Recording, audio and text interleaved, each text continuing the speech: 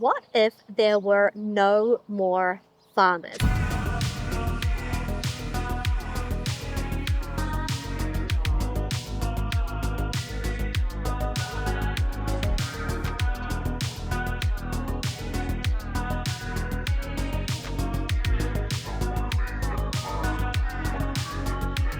What if all the farmers decided to stop farming? What would happen? Well, the short answer is everyone would die. We would starve to death because our entire global civilization is an agricultural one. We are built on the backs of the work that farmers do. But it's a bit more of a complicated question than that. So let's get into what would happen if there were no more farmers and what the situation is like for farmers out there today working hard to bring us the food that keeps us alive and going. The first thing to consider is land usage when we're thinking about what if there were no more farmers. Well, farmers are stewards of the land. They look after the land matters to them because it is their livelihood, and really it is the livelihood of every single human being alive on the planet, because if there were no farms, there would be no people. But what farmers do is they control the land for a profitable, hopefully, farming enterprise, but a productive farming enterprise. And because they are there occupying the land for very important things like making food for everyone else, that land can't be used for other things we might think we should use it for, like strip malls or parking lots or another subdivision. And if we do any of those things with our farmland, that land is gone for good. The moment you put concrete down on the soil, you have ruined that land for farming for generations. There is an argument, a relatively recent one in human history, that instead of farming the land, we should be giving the land back to nature, to rewild it, to put in forests and things like that. And I don't disagree with that, but farming and nature can coexist under good farming practices. And the thing about rewilding land is that right now we don't give a lot of value in our civilization to wild spaces, to nature. And while farms are occupying space, they are considered valuable, which, it can go either way, whether you agree with that or not, but that is the way it is right now. So if farms were rewilded into beautiful forests, which is a good thing, those forests might not be valued, and they might be clear cut for timber and then turned into a strip mall in the future. While a farm is occupying that space, that is not going to happen, and farms can dedicate portions of their space to nature, and they can farm in ways that supports nature, even more so than just throwing a forest in and walking away, because human beings with boots on the ground can support ecosystems so well when they are bringing their care and attention to those spaces. I absolutely do think that we should give more value to nature and all of the things that nature does for us. And we are part of nature. We are not separate from it. But farms and nature can go together. And it reminds me of a quote, and I'm not sure where I got this from. I think I heard it from Wendell Berry, that environmentalists claim to love the land, but farmers actually marry it. No one but a farmer is going to care as much about the land as anyone else. They are absolutely bound to it, and it matters to them that that land stays productive and good for everyone. Let's talk about the current state of farming. Why are we even asking this question? What if there were no farmers? Well, of course, there will always be farmers. Well, maybe not. Farming is brutal. It's a really hard way to make a living. A lot of the time, it seems like everyone is against you if you are trying to farm. Farmers have to buy everything they need for farming at retail prices, and the things they need to farm in a way that's at scale that they can maybe make a living, those things are so expensive. Tractors and combines and all of the equipment you need just to get out the gate to get your crop in the ground, hugely expensive. So they need to borrow money from banks and roll it into their land value. And people do say, well, farmers, they're rich. Think of all the land they have. And well, yes, on paper, they have a lot of land and that land is worth money. But that's not liquid for them. They can't just go spend land. They need it in order to make a living. And it's brutal. Farmers, like I said, they pay retail for everything, for fertilizer, for tractors, for labor, for everything, and they can only sell wholesale. And not only can they only sell wholesale, they don't get to set their prices. They just have to take the price that the market is paying right then. And it is common that the market might be paying below the cost of production for that crop, which is nuts. You go out, you plant your crop, you don't know if you're even going to make a profit on that crop when you're putting it in the ground. You're gambling. And that's just business as usual if you're a farmer. It is super unfair. Farmers should be able to at least make a living from the hard work that they're putting in.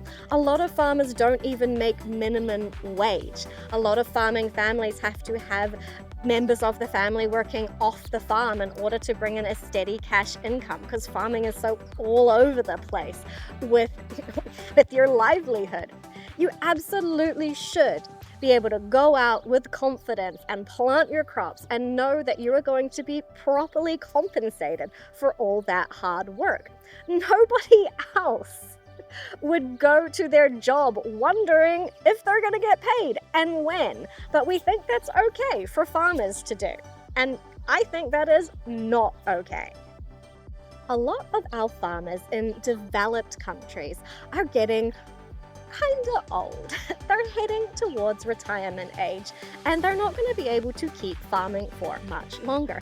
There are a lot of young people who would love to farm, but you have to ask yourself the question, how are you going to make a living from farming? Because right now, it's really hard to do that. So young people, even if they absolutely want to farm, they're making decisions about not farming because you just can't make a living, you can't raise a family. And the cost of entry is really, really high. Land prices are insane. And like I said, what you need to farm is really expensive. Even a really cheap tractor you might have for a market farming, like vegetables and fruits and things like that, could be $30,000 secondhand. And that's like the cheapest tractor ever. Like some of those tractors are in the hundreds of thousands of dollars, and the combines and everything else. So it is just impossible to get in because you need so much money, you need such a big mortgage, and then what you're going to get paid for all that hard work and investment isn't going to be enough to pay the bills. So farming's in trouble. Who's going to be farming? And because the farmers are getting older, those farms are going to pass on to the next generation. But a lot of farming families have encouraged their children to get non-farm jobs for all of the reasons I've just described. They want a better life for their children. And if their children are not willing to farm, and quite frankly, why would they be willing to farm, then those farms are going to be sold. And it's highly likely that those farms, those family farms, that the last ones standing, are going to be bought up by giant farming corporations that don't have a lot of skin in the game except for making money. They're going to be bought up by those corporations, and we all know how that goes. That is not people on the land, in the community, working for the good of all. No, it's just big, giant corporations stripping as much profit out as they can. And that is where we are heading if farmers cannot make a living on family farms. That brings us to governments. how governments negatively impact on farmers' ability to farm, just get the job done, and get paid. So it seems like everyone right now is jumping on the bandwagon of just like being mean to farmers, as if they're doing something terribly wrong. Now, we can always do better. I am not arguing that. But farmers are doing really important work, and governments seem hell-bent on getting in the way of them actually doing their job. So in the United Kingdom right now, the subsidies have been removed from farming. The government says that they're going to replace them with different subsidies, but the government hasn't told the farmers what those new subsidies are going to be and how they qualify for them. So the farmers don't know what decisions to make. They don't know what crops to plant. They don't know which acre and which field should go into whatever. And farming's not something you can just tomorrow make a decision. You have to plan years ahead for your rotations and everything else. So their hands are tied. They don't know how they're actually going to get paid for the work that they're doing. In Europe in general, in the EU, they're tinkering with the subsidies and changing eligibility and how that's all going to work. And again, leaving farmers just kind of like scratching their heads. How are they supposed to get their work done and actually get paid for the very important work they do of feeding every single person on the planet? And they've been pretty mad about that, and that is rightfully so. You may have seen the protests in Europe of the farmers driving their tractors in protest up to parliamentary buildings and things like that. And farmers are not generally inclined to go and protest. They're really busy. They don't have a lot of time to get on their tractor and burn a lot of diesel, which is expensive, to go and protest. So if the farmers are protesting, things are serious, and we should pay attention. In the United States, and I'm sure other places around the world, the crop insurance scheme locks farmers into just one way of growing. They only qualify for the scheme on certain crops and certain ways of growing those crops. So even if they wanted to try something different or go in a more regenerative way of farming, the risk is too high for them to do that because they're not supported by the scheme. And the same is true of banks.